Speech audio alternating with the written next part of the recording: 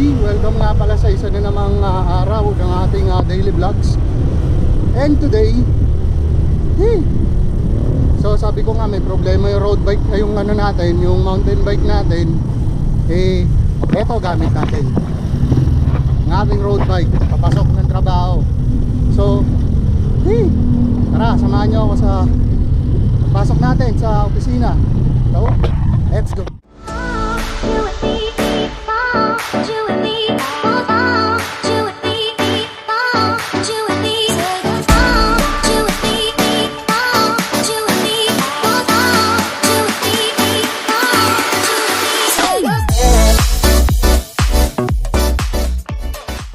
So ayun, dito na tayo sa San Francisco, papunta na ng Ulo. And kanina pag uwi, pansin natin na kahapon pa pala. Kahapon pagpasok natin, pansin natin na yung bike natin medyo bumabagal. And hindi natin sure kung bakit bumabagal ang pedal ng bike natin. Tapos lobat yung ilaw natin, headlight. Tapos hindi pa gumagana yung speedometer natin. So wala tayong no choice ngayon kundi gamitin tong road bike papasok.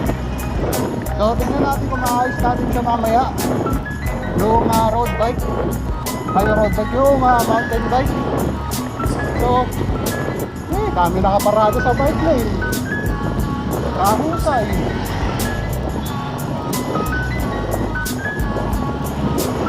So ayun, get muna tayo mga panandalo yung brake.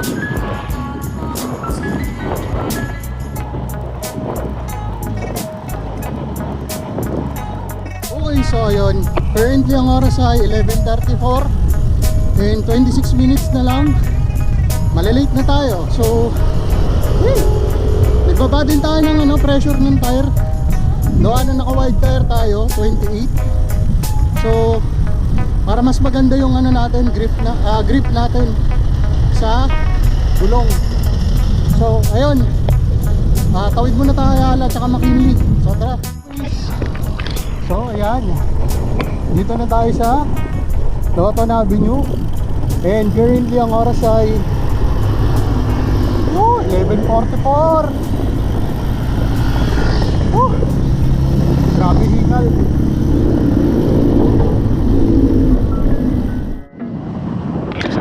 So ayun na nga, dito na tayo sa Loton. And ilang minuto na lang malilate na tayo, so kailangan natin bilisan. So dito na lang muna, and kita-kits tayo mamaya after shift. So tara, let's go. So ayun, good morning sa inyong lahat.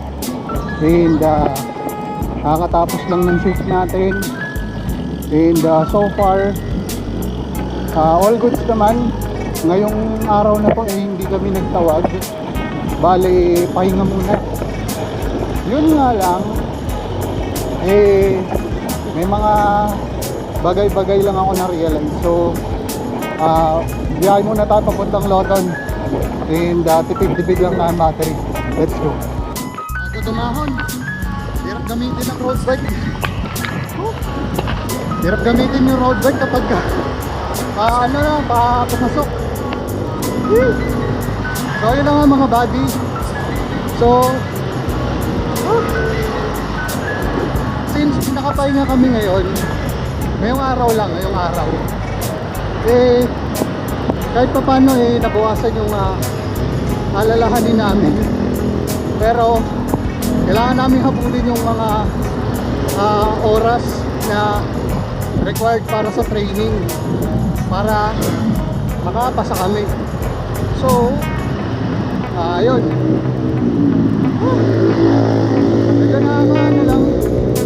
nakaka-stress lang yung account gawa ng halo-halo kasi syempre nasanay tayo na mag TSR. So talagang iba yung kapag technical support ka kasi meron kang laging isang engine, yun ay mag-dispatch. Pero anyways, Biyahe na muna tayo paano McKinley. Tuloy-tuloy natin ang pag-uusap doon. Let's go. Okay, so ayun. Dito na tayo sa McKinley. So far, pansin ko lang talaga pagdating sa pagdating sa line of business namin or dun sa account, medyo tricky siya kung tutusin. Kasi may mga matrices kami na kailangan i-meet para syempre makakuha ng incentive and para medyo malaki-laki rin yung kitain namin sa sa opisina kasi ano yun mixed breed nga yung namin, kumbaga mixed breeds nga support, mixed breed ka. So yun lang, medyo nakakalungkot lang isipin kasi kapag may isa ka lang pagkakamali na nagawa, maglilid yun para mawalan ka ng incentive sa trabaho.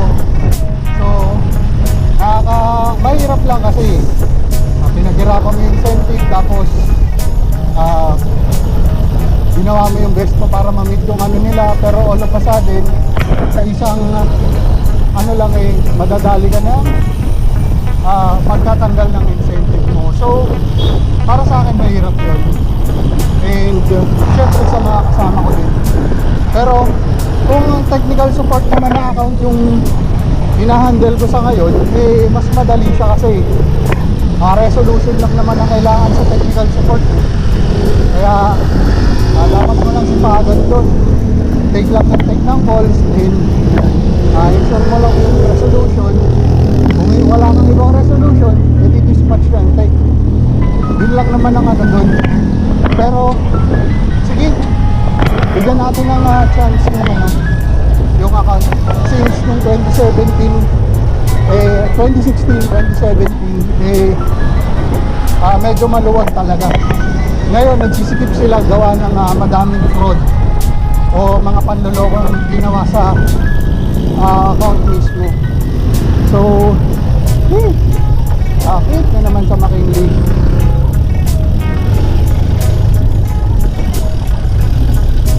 So ayan, mahirap na naman sumingit. Pero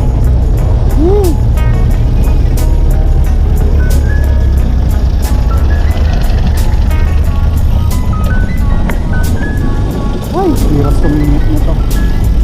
Pero anyways, hanggang dito na lang muna tayo sa video na to. Dito sa ating pangatlong araw ng pangatlong linggo. Pangatlong linggo ba? Bahala na. Tawang ko. So hanggang dito na lang muna sa video na to. Ako nga pala ulit ang inyong adventure cyclist na si Sir B. And see you guys next time. Peace out.